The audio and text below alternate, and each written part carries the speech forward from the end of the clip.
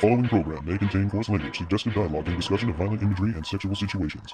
It is intended for mature listeners who can tell the difference between facts and opinions.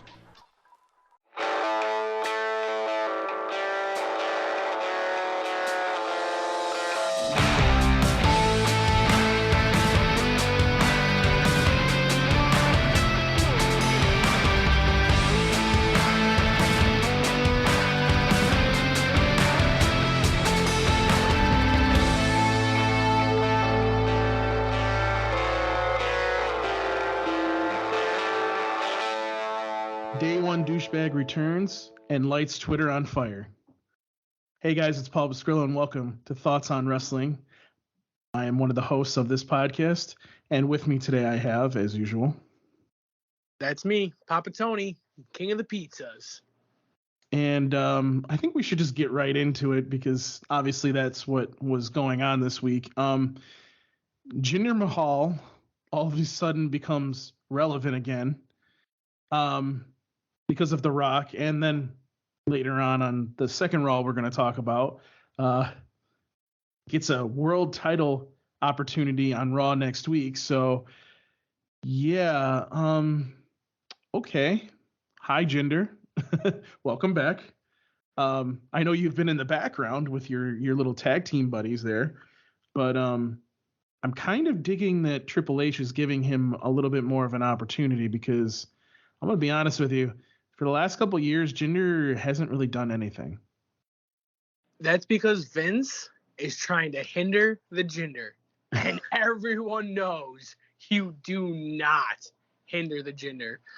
Hence, Lord Twitter Meltdown, the fucking king of the Twitter Meltdown, Tony Khan, trying to hinder the Jinder. And if you read all of any of this stuff on there, you would see that WWE fans came to the back in the aid of Jinder Mahal, and they went full on Tony Khan. And I don't know why he lets the WWE live rent free in his head, or why he even cares what they're doing with their product.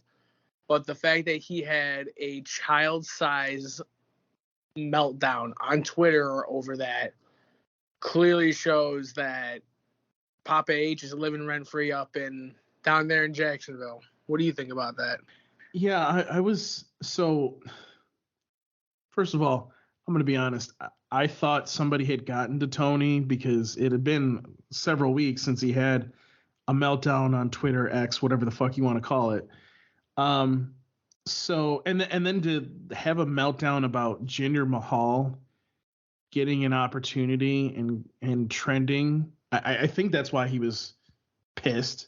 But it was just so weird because I'm sitting there looking at it going, okay. He was pissed because last week Hook called out Samoa Joe. Hook is 28-1. AEW likes to put up their records and stuff. So Hook is 28-1 in his career in AEW. And so then people were saying, oh, why is Hook challenging Samoa Joe? Yada, yada, yada. So then that's why Tony was having his famous Twitter tantrum, saying that, oh, well, people criticize what I do, but they don't criticize that, blah, blah, blah, blah, blah, going on and on and on about that. And the funny thing is that Jinder is actually a good wrestler. And anyone who is really a true savant will go back and tell you that Seth and Jinder was the matchup for the first NXT championship, and they put on a banger. Triple H has always had confidence in Jinder, looking back all the way to mid 2012 or 2011, whenever that NXT championship first came around for the company for them. So that right there just shows that Papa H wants to invest in a good heel, and because Jinder having that Indian heritage makes a good market for the Indian community. He's not like Vince, who just doesn't know how to book nowadays. Vince and Tony Khan need to hang out, probably. Jesus. Yeah, well, I just don't get. And by the way, apparently they were. I don't remember which dirt sheet was reporting this, but apparently there were some people backstage. Oh wait, no, I'm sorry, it wasn't a dirt sheet. It was Bully Ray was talking about how he's talked to some people backstage, and they were not happy with Tony going on another rant because they're like, really? Like, why are we having a rant about this kind of stuff? Which, you know, I can understand. I mean, think about this, though.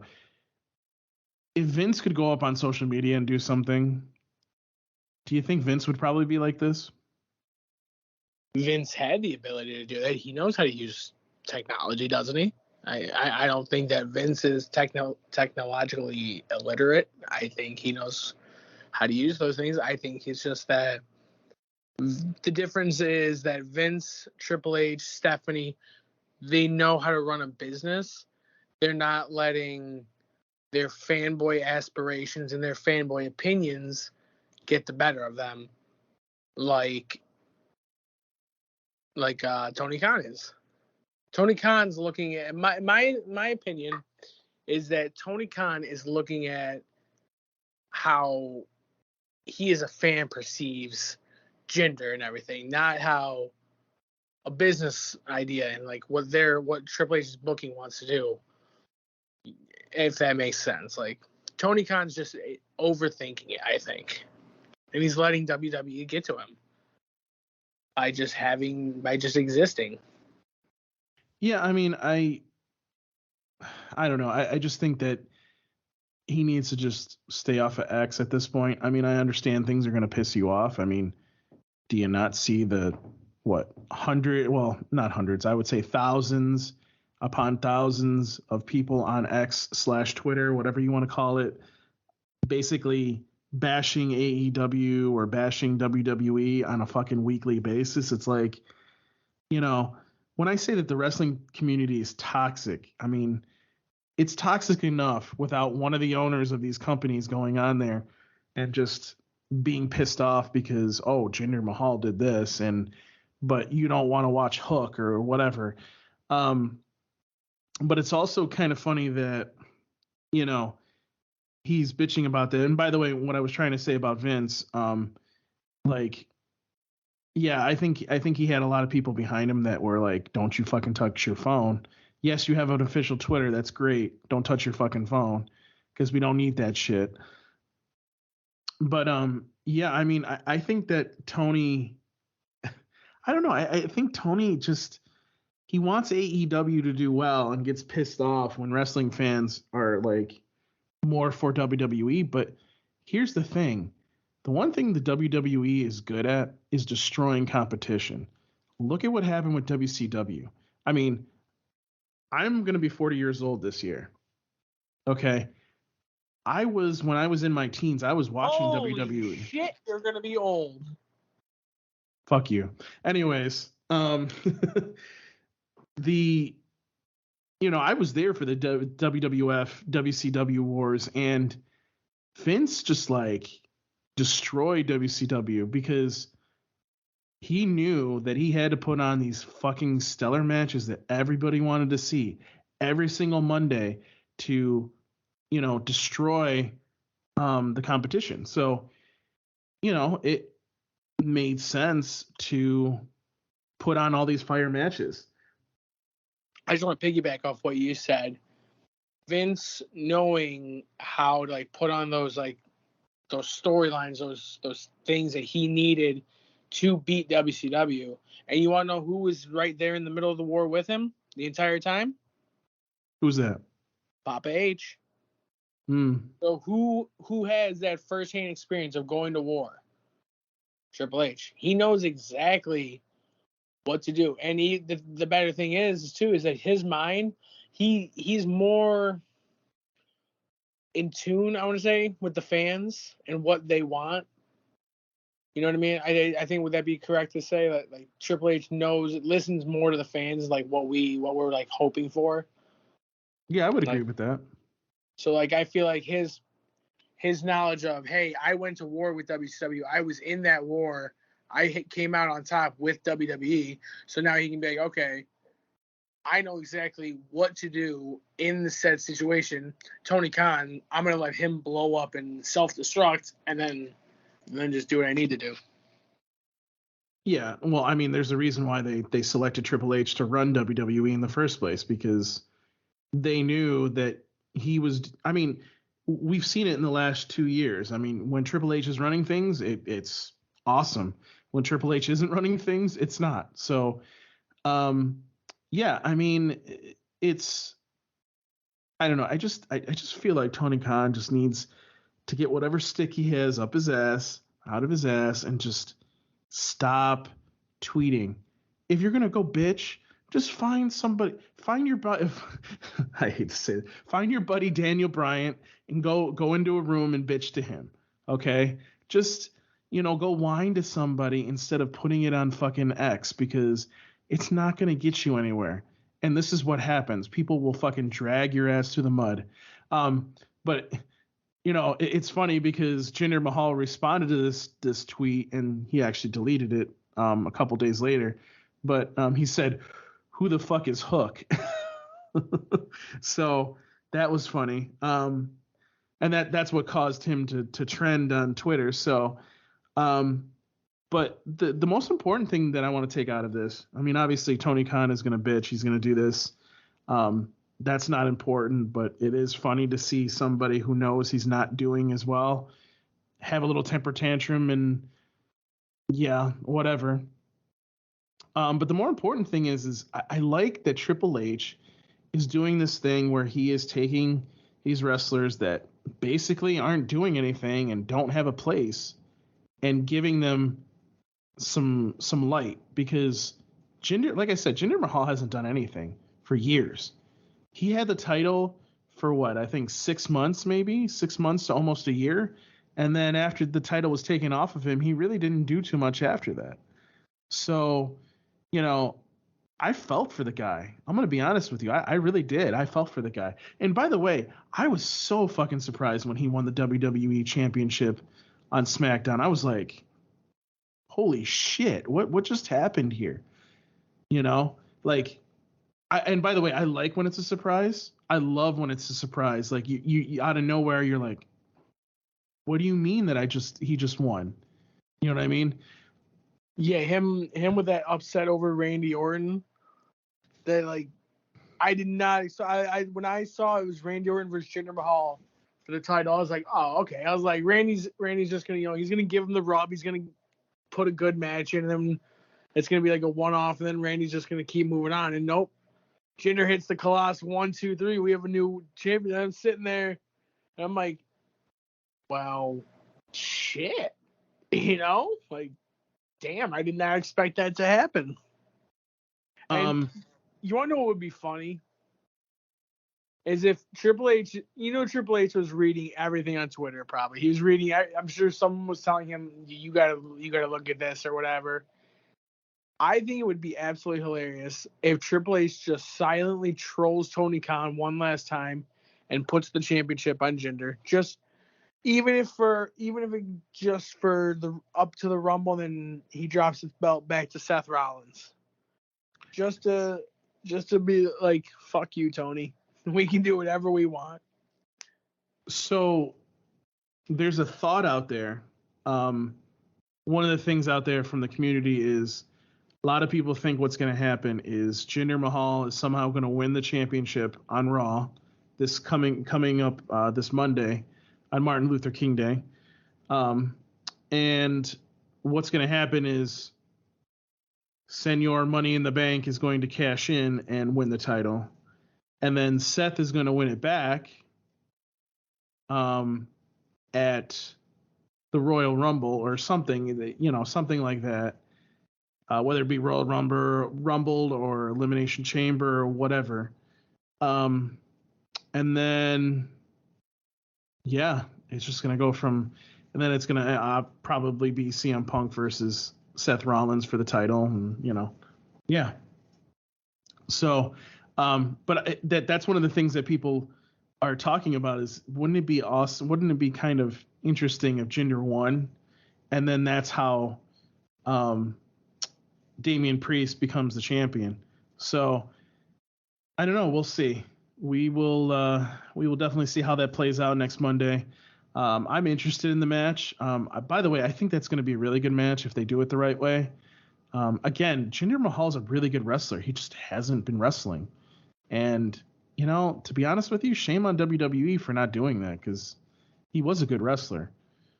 Shame on Vince. Shame on That's true. Vince.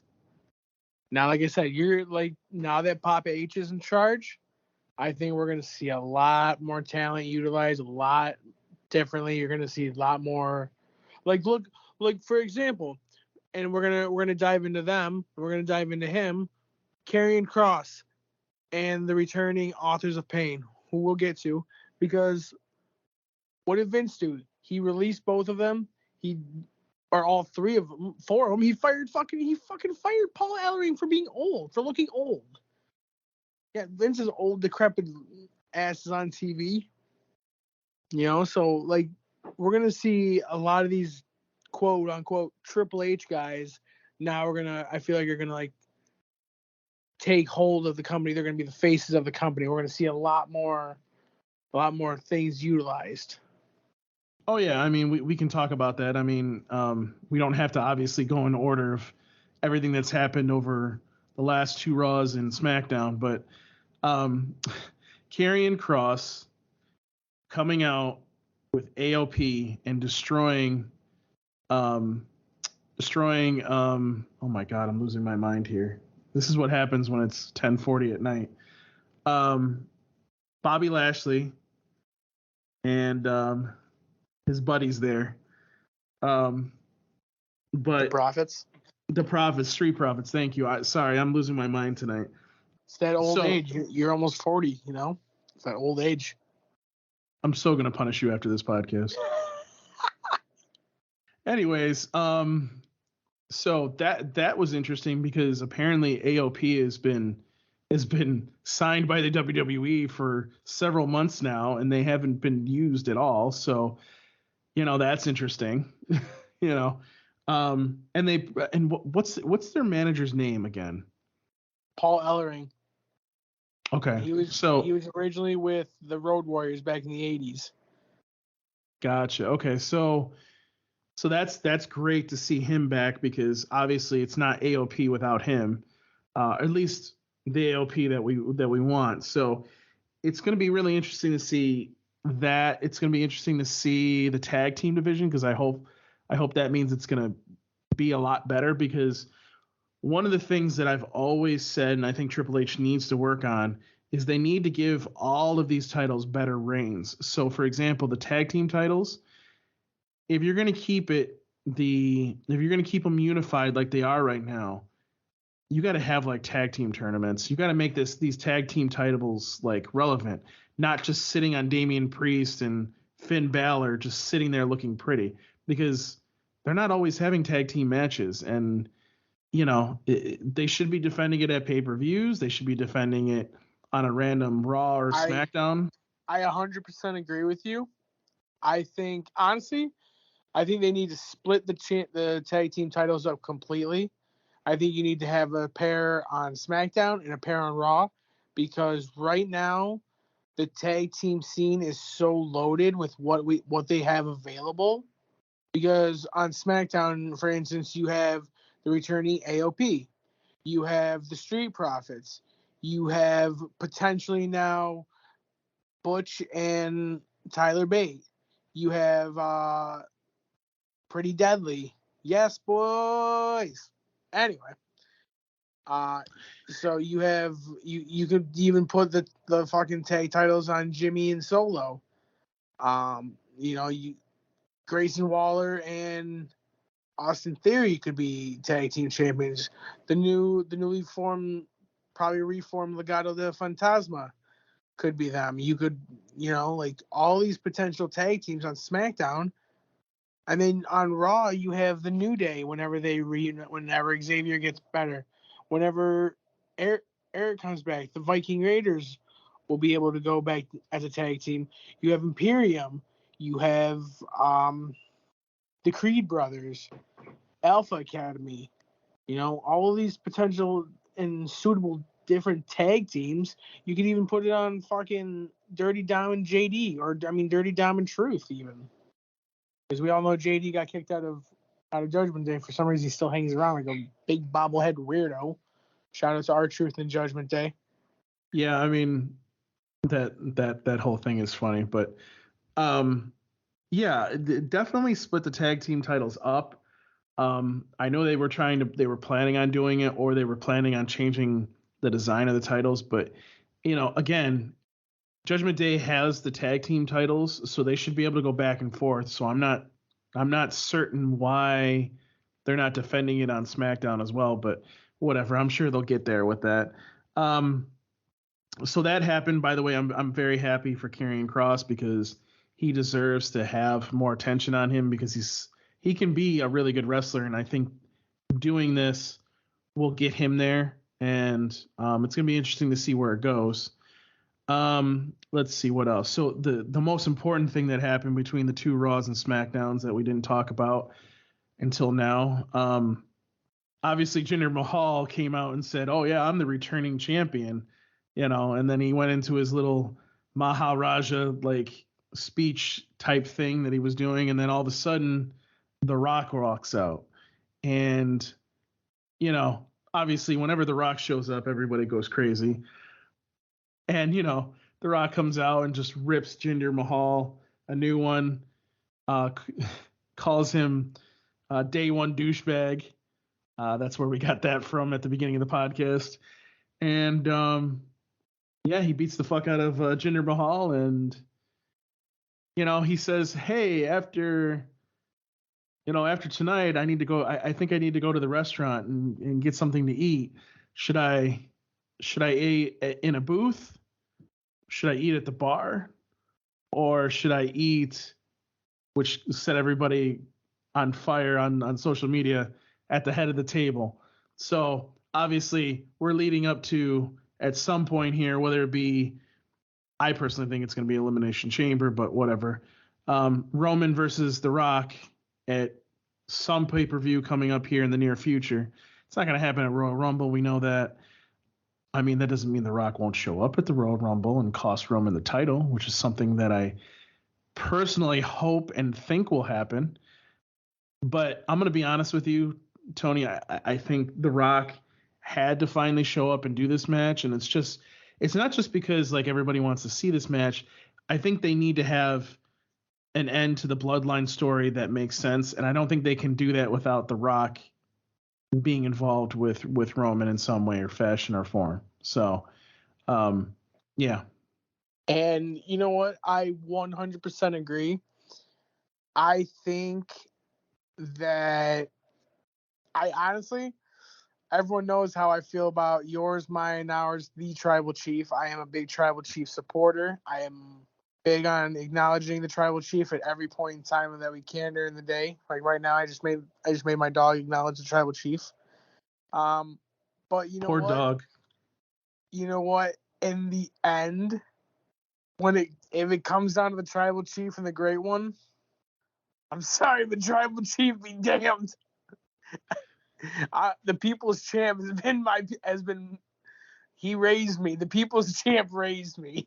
So, I think that Rocky costing Roman the championship in some form would be absolutely phenomenal for it to happen, because then I think you can put the championship on someone who deserves another championship opportunity, who deserves not only to be a 15, not only to be a 16, but to break the record and hold the record to be a 17-time world champion. I think that the man who deserves to win the championship at the Rumble is someone who has been loyal to the WWE his entire career.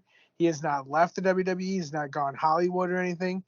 He has been the most probably consistent, the most stable performer there is. And in my opinion, is the best there is of the current generation and the former, the Viper Randy Orton.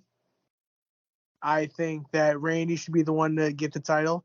And then you can finish Cody's story by him taking on his mentor, the man who brought him into Legacy, the man who taught him so much, Randy Orton. That right there is a great feud. And then that way you can also have your champion, your Rock versus Roman for the head of the table for the Ula Fala, because now you can have it saying The Rock is questioning Roman's position at the head of the table. Now you have to have a match for who is the head of the table, who is the tribal chief of that bloodline, of that family. I mean, so this is kind of along the same lines as Seth Rollins versus CM Punk. I don't think you need to have the title on the line. I think that would be stupid. So for them to include it, it's just not needed. I would say, like, yeah, that's what I'm thinking. The Rock's going to show up at the Royal Rumble and cost Roman the title. I do think that Randy Orton should get the title again, just so that, yes, Cody can finish the story. And I think a lot of people have agreed with that. And Cody's there's gonna be a match for the number one contender at the Elimination Chamber. There always is, and he'll probably come out of that and face Randy Orton, and then he'll win the title, which will be great. I think that would be the best way to do it. I just don't know what the WWE is doing, because this is kind of Vince's baby. So Vince, I think, still has say on it. And if Vince doesn't want him to drop the title until, and face The Rock, then that's what's going to happen. I know, and that's what sucks, is that, like, if Vince still has say in it, it's it's one of those things that he's got to let it go eventually. Like, I get you want to break all these records and stuff, but why not have Roman just be the greatest of our generation? Like, have his record untouchable. Why does Hogan's record have to get touched? Why do they even have to, like, think about that? Like, why can't the man who put the WWF on the map in the 80s and the rock and roll wrestling era, why can't he keep that record? You know what I mean? Like, I don't think a record like Hogan's needs to be broken. And truth be told, like, I don't like seeing SmackDown without any championships, because if you really think about it, Logan Paul's not around with the U.S. Championship that often. Roman Reigns isn't around with the championship that often. Judgment Day is not around with the tag team championships that often. So realistically, the only championship on SmackDown that's there week in and week out, and the working champion week in and week out, is Io Sky. And, like, I just think that something like that would give a huge boost, and especially if you bring Cody over to SmackDown. Now you have Cody Rhodes in on there facing Randy Orton. Then you can throw Solo versus Cody. They already have a feud. They already have a history with Solo costing Cody the championship last year at WrestleMania. So right there, boom, you have potential throughout the rest of the summer, throughout the rest of the fall of 2024 right there. Shit, you want to make Solo a top guy? You put Solo in you put the title on Solo at Survivor Series, even if you want. You have the possibilities of Randy and Cody having a good feud right there. Then who the hell knows who wins Money in the Bank in Toronto? Like, so much possibility if you take the title off of the tribal chief. And again, like I said, everyone knows I am a huge fan of the tribal chief. I love this heel version of Roman. I love that he's just on this monster run where he just doesn't give a shit about anyone, fucks everyone up. Like, that was the Roman that I've always wanted. That was the John Cena that I wanted. I wanted a guy who was ruthless and was a heel and just didn't care. And, like, we finally got it. So, but now, him being gone so much as it is, it's just like, eventually the title becomes more important than the person wanting to see that. And it's like, where's the title at? Like, we have all these things, but no championships to be seen. Yeah, and I mean, I think you'll see the U.S. title get defended more once it comes off of Logan Paul. And we'll talk about that next, about that match that happened on SmackDown. But we should point out that, obviously there was a 3-way number one contendership match, basically, on SmackDown, this last SmackDown that happened. And, obviously we can't just have this match, end in like somebody gets pinned. And by the way, it was a really good match. I was very happy with the match. But what ended up happening is they're all three of them are on the mat about to get back up, and here comes Roman with Solo and Jimmy, and they beat the crap out of all three of them, and then Nick Aldis is there watching with Paul Heyman as well. He goes over to Paul Heyman and says, "Guess what? He just earned himself a 4-way match at the Rumble." And I love how Paul Heyman's like, "Don't touch me. Don't touch me." He's like trying to walk me. He's like, "No, hold on. Just want to let you know." You let him know when he's done celebrating. Like Nick Aldis was such like he was such a gentleman about it. Like the way he trolled him. Like, hey, you let him celebrate. It's okay. But when he's done, tell him I said fuck you. You're in a fatal 4-way now. Like it's the most subtle. Like I really enjoy Nick Aldis being the GM, and I think at some point we're gonna see Nick Aldis and the Tribal Chief go a little, maybe go head to head, because if you remember that one SmackDown when Nick Aldis said, "Now I'm the sharp end of the stick, and what I say goes." Like he was basically telling Roman, like, "You're not running SmackDown anymore. I'm in charge, and you're gonna fall in line." Like Nick Aldis is a great fucking wrestler. Let's not forget, he held the title, the NWA title, for quite some time. He set a record with that himself. Like when he was in Magnus and TNA, he held the TNA World Championship for quite some time. He had some good feuds. So, I could see him, if he has to get physical, he might have to get physical, and I wouldn't be against seeing Nick Aldis in the ring. By the way, I'm so sad that his wife went to OVW. I really, really thought that she was going to be coming to WWE in some way, fashion, or form, but it is what it is. She just hasn't signed for now. You True. never know. Anything's possible. Remember, CM Punk came back. Anything is possible. Yeah. After that does make anything possible at this point. I just really hope that none of these wrestlers that have contracts that are almost up sit there and go, "Oh, AEW can give me more money. I want to go to a shitty place and not do anything." I'm sorry. It is the truth. But oh man, let me go from wrestling in front of 17,000 to 2,100 hard cam being taped off. But hey, our boss is a cokehead. Woo! Fuck you, Tony Khan. Fuck the Jaguars. Oh, that's right. They lost this week, didn't they? Yeah. I was so happy when that happened, by the way. Not to interject football into this podcast, but I was so happy that his team lost.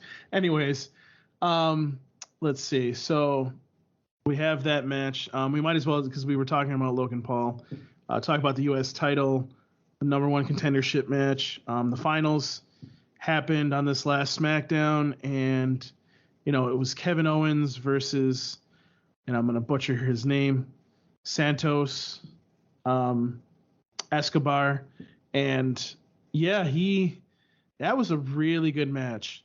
He had his new little buddies come down and try to interfere, but the old LWO friends of his came down and started fighting them, and then didn't really affect the match too much.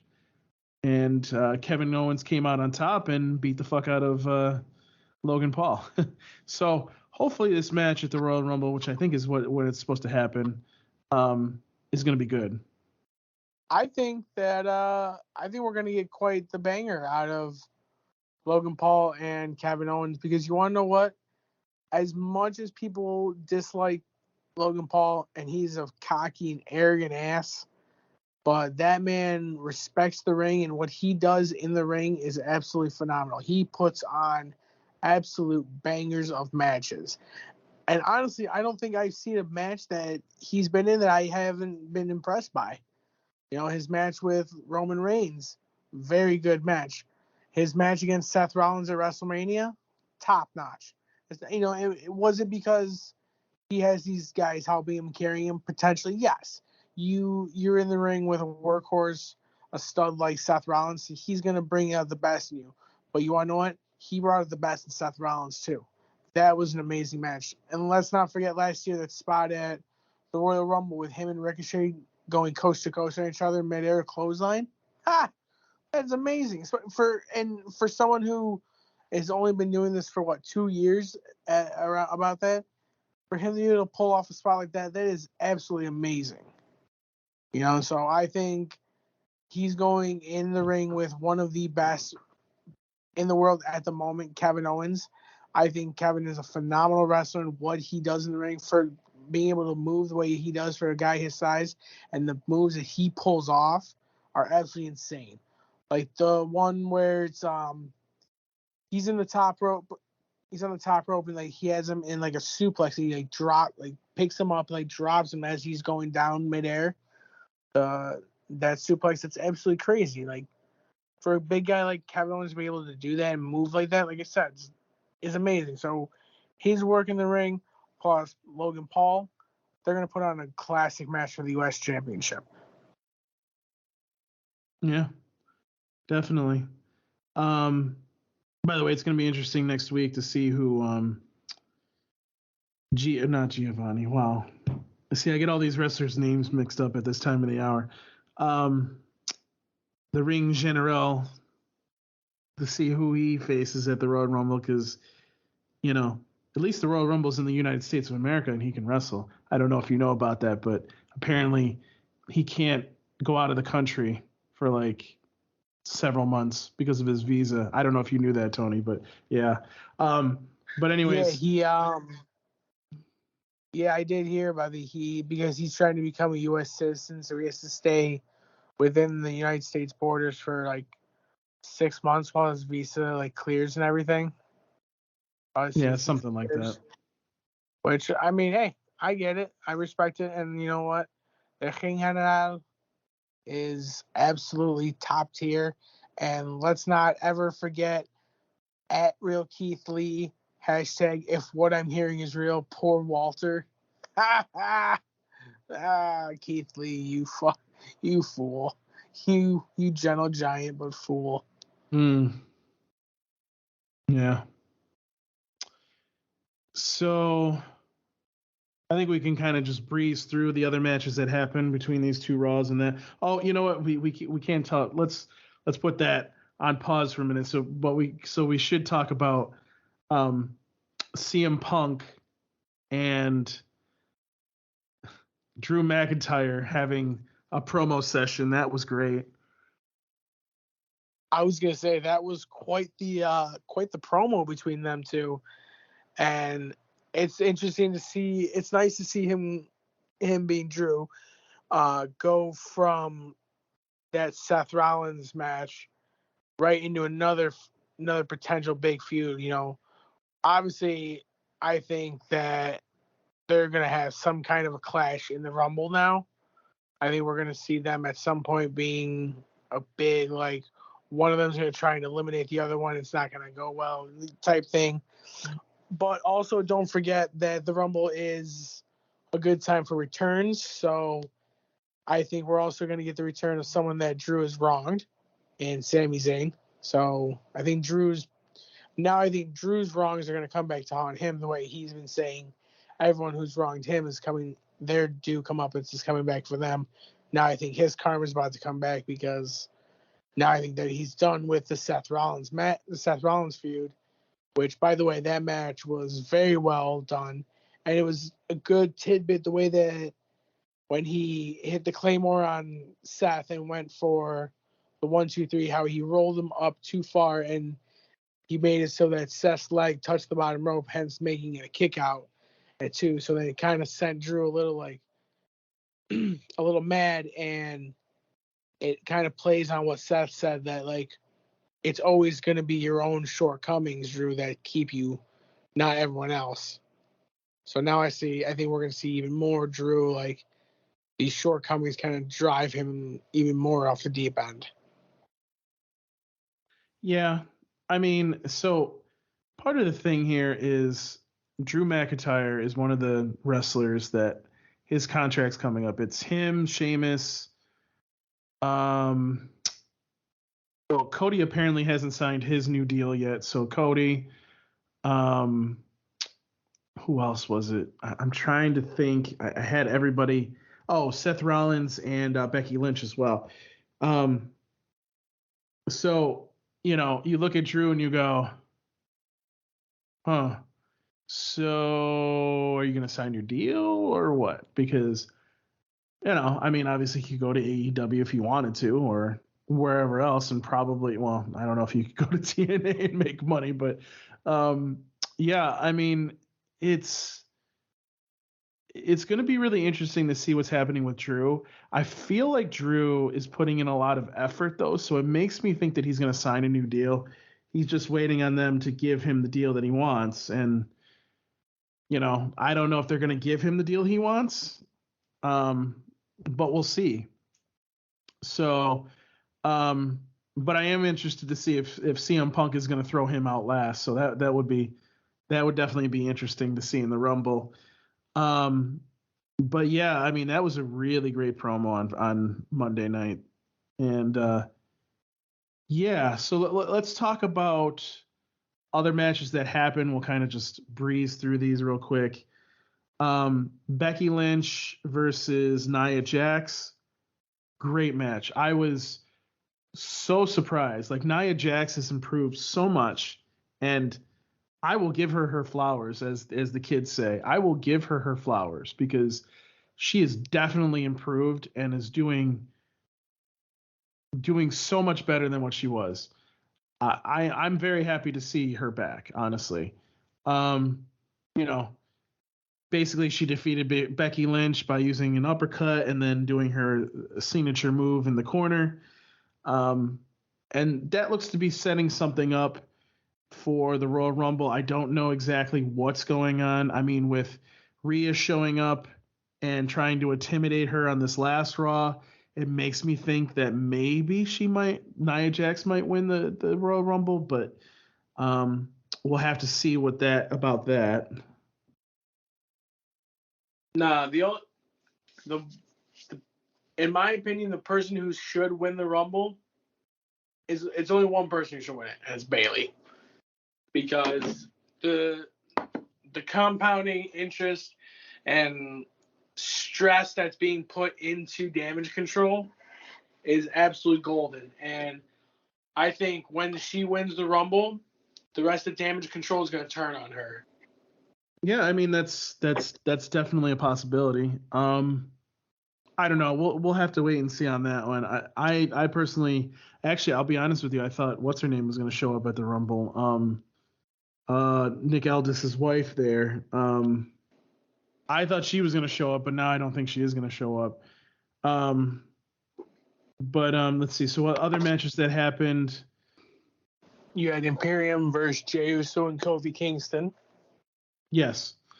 And that match wasn't bad. I mean, it wasn't anything special. It was a match. It wasn't a bad match by any chance, by anything like that. But I mean, they knocked out Giovanni, and then the next Raw, it was Kaiser versus Kingston. The match was going well. They did this stupid count out thing, and I absolutely fucking hate count outs.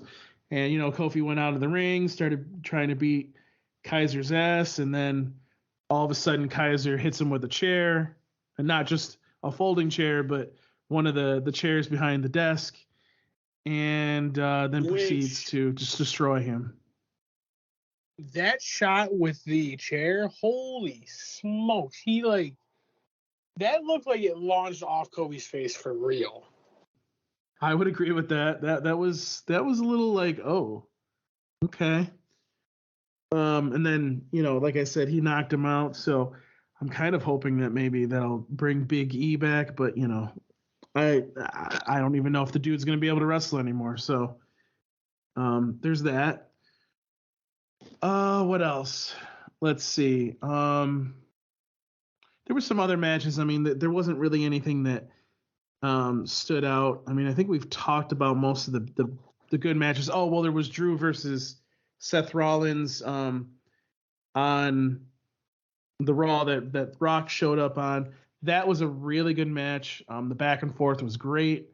The finish, I would agree with Tony, because we were talking about this off the podcast, was great because, at the end of the day, it was how they finished it, where Seth's foot was on the rope, and basically Drew had won the match, but obviously because his foot's on the rope, he didn't. And then Seth Rollins gets him and pins him, and then the match is over. Well, hold on. You can't forget Judgment Day coming out to potentially cash in, and that didn't work out. So that. Oh yeah. And I know it's a little off topic, but it's a little on topic. My biggest pet peeve in the entire wrestling world, when someone goes to cash in the Money in the Bank, and the referees go, "Are you sure? Are you sure? You want to cash in your Money in the Bank?" Yes. He's down and he's out. He's vulnerable. I want to cash in. You're sure about this though? Like right at this very moment, where we're standing right now, you want to cash in right now? Yes, that's why I'm out here with this fucking briefcase. I want to cash in. Okay, but right now, at this moment, is when you want to cash in. Like, is it right now? Right now? Right now. But like, you know what I mean? Like, these referees are so like. It's like they go to cash in and they're like, oh, you want me to cash? It's like you're talking to a toddler. You're trying to like bargain with a toddler. Like, listen, you do this for me, I'm gonna do this for you, but you need it. And it's like they're like, oh, okay. But right now is when you want me. Yes, like you know what I mean. I mean, you know, being a dad, like I have to kind of almost bargain with a child, like to get to do something. Like, just do what I'm asking you to do. And I feel like that's what the referees are. They're like small children when they're like cashing. Like, okay, so you want me to cash this Money in the Bank in for you? You ran down here at the most opportune time with this Money in the Bank. You want to cash in, huh? That's what it was. You reminded me of what the whole internet was talking about, and a lot of people were talking about how this Monday coming up, when Seth faces Jinder's going to win the title. Damian Priest is going to come out, cash in, win the title, and Drew is going to get so pissed that he's going to face Damian Priest, probably not at Royal Rumble, but sometime after Royal Rumble for the title. And basically what happens is he loses to Drew, and then Drew takes it to, and then somehow Drew loses it to Seth, and then Seth faces CM Punk. That's what the rumor mill is about. I don't think it's going to happen. All of that's going to happen that way. It just sounds like too much. But I mean, it's certainly interesting. It's certainly interesting of one way that it could happen. And if Damian does win, that Drew McIntyre is going to want to face him because he's going to get pissed. So, yeah, I mean, it's going to be really interesting to see what happens with that. And let's see what else. I'm trying to think what other good matches there were. You want to know how I would book? I would book it. Going off what you were saying, like the title just switching hands around. I would have it be where, like we said, like have Jinder beat Seth as a fuck you to Tony Khan, and then right there, Damian Priest cashes in on Jinder. Now you have Drew, like you said, Drew is incensed that he somehow still hasn't been given what is deservedly the championship, because he's going on the typical heel, I'm a whiny baby, everything should be given to me heel run.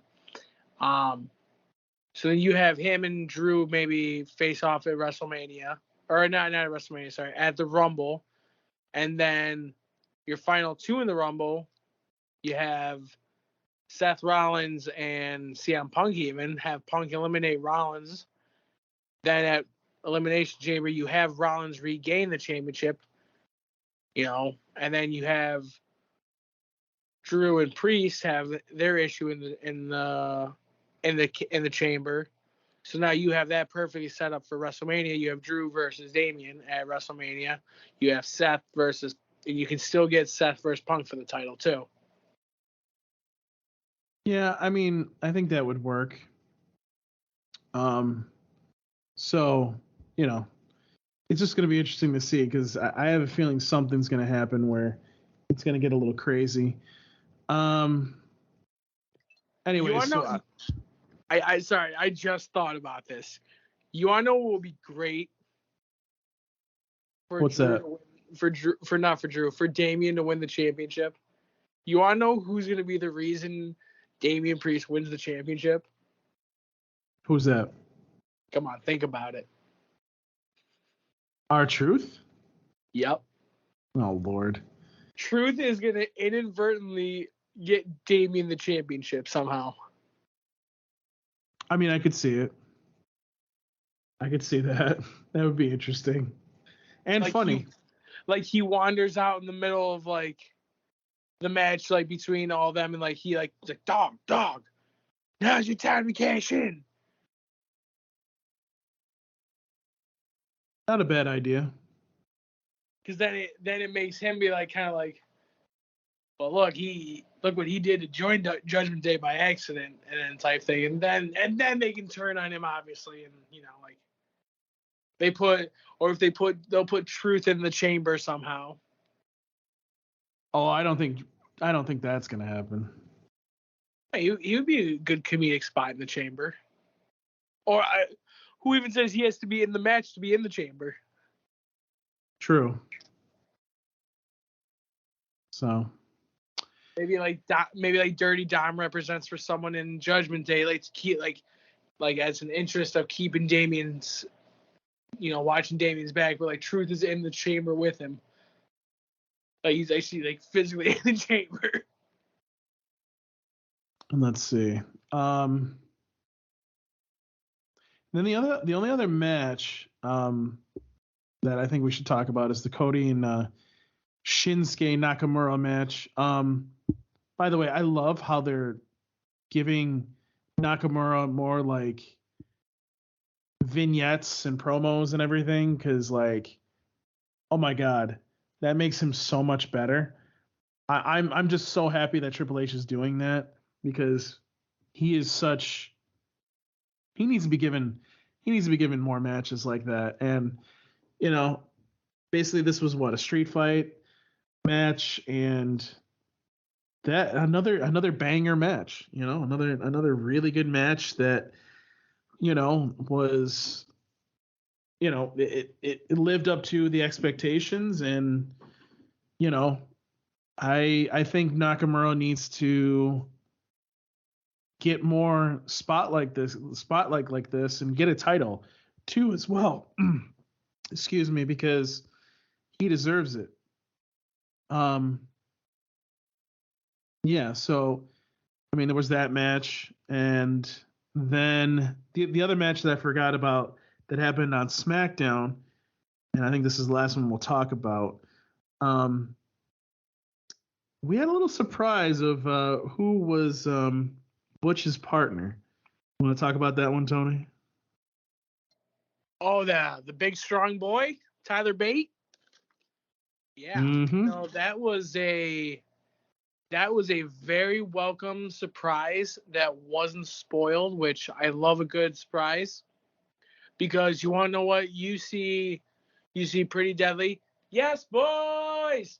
You see them, and you automatically think, okay, well, they've just been beating up on Butch, who hasn't been around for a while, and is one of his tag team partners, Sheamus. So me, I'm sure 99% of the fans were probably assuming it was going to be Sheamus that was going to come back and face Pretty Deadly with Butch.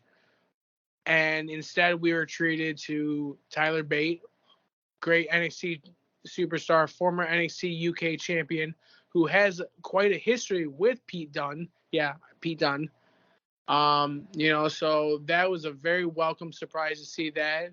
We got to see what he can bring, and I think we're going to see a lot more of Tyler Bate on the main roster now. I wouldn't be surprised to see him make an appearance in the Royal Rumble as well. And it's just going to be awesome to see the big strong boy on there. What did you think about seeing Tyler on there? I mean, that was another match that was really good. I was pleasantly surprised that it wasn't Sheamus. I really thought it was going to be Sheamus, but it was still good, and I did like it. And I will say, I think that this is going to be a good tag team going forward, and at least I hope it is. Again, they have these tag teams in the division that are really good, so they need to have more matches and have. If you're not going to have these tag teams that have the unified championships, undisputed championships maybe is what I should be saying. If you don't have them going between both shows, then split up the championships. It just doesn't make sense at this point. But yeah, that's kind of. I think that's it actually. I don't think there's any other matches that we need to talk about tonight.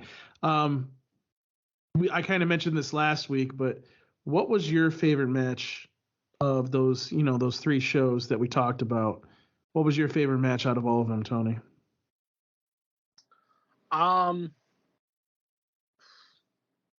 have to go with the Seth Rollins and Drew McIntyre match, because there was at times I thought like, wow, Drew's actually going to pull it off. He might actually do it, because sometimes the WWE will pull the wool over your eyes and they'll make you think that, oh, okay, it's a live show, they're not going to pull a championship, and sometimes they do it, like.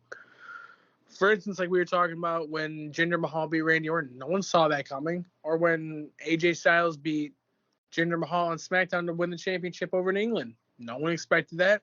Did anyone expect Daniel Bryan to beat AJ Styles for the championship on the live episode of SmackDown? No, like that's the thing. That's what's great about the thing. Like championship changes happen. So maybe we'll get a surprise Monday too. But I would say that was one of my favorite matches, as well as the triple threat match for the number one contendership that obviously the Bloodline spoiled, got turned into a fatal four-way. Now we're going to get spoiled with that. Some great action of the Rumble with that. So, what did you have as your favorite match of the week? Oh, that's I'd have to say, I mean, the most surprising one was Becky and Nia. That was very surprising how good that was. As far as on the men's side, I would say, I would have to say the Seth Rollins Drew McIntyre match was actually really good. I enjoyed it this week, or on day one there when I watched it. So yeah, I mean, I think that was probably my favorite match. So speaking of favorite matches, where it is Rumble season, it is the beginning of the road to WrestleMania.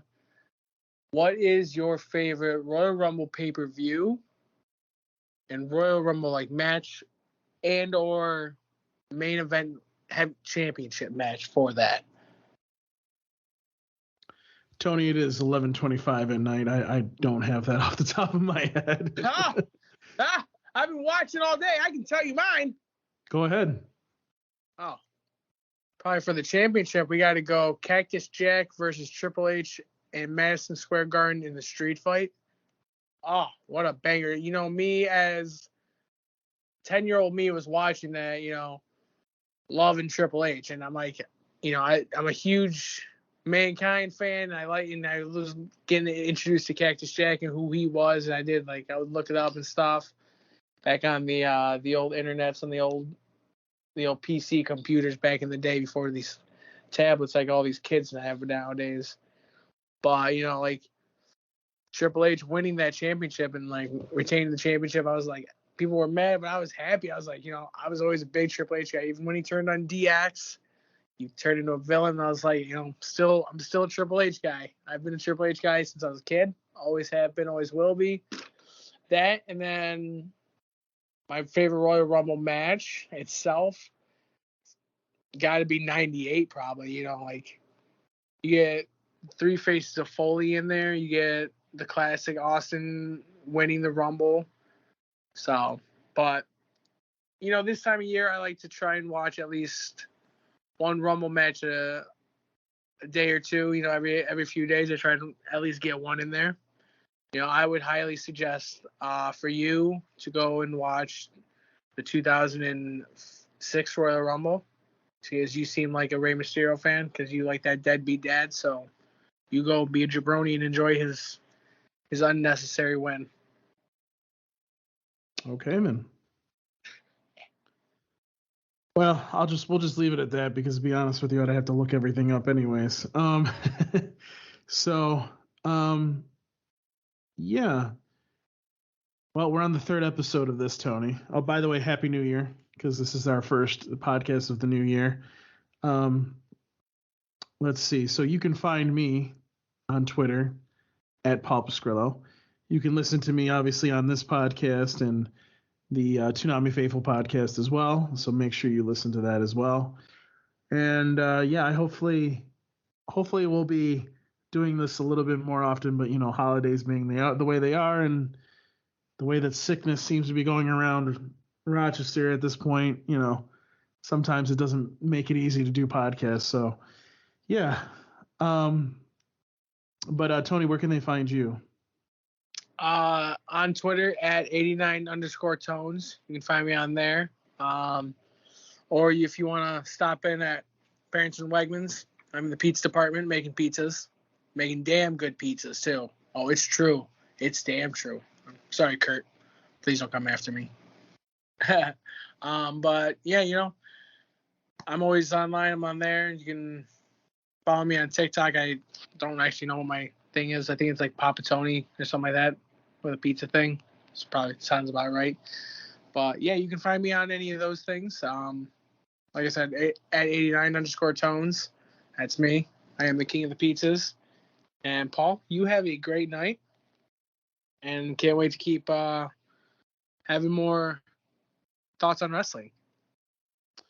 Yeah, and hopefully this week we'll get a lot of good matches and that going on. So it should definitely be interesting. But yeah, that's it for this episode of Thoughts on Wrestling. Thank you guys for listening.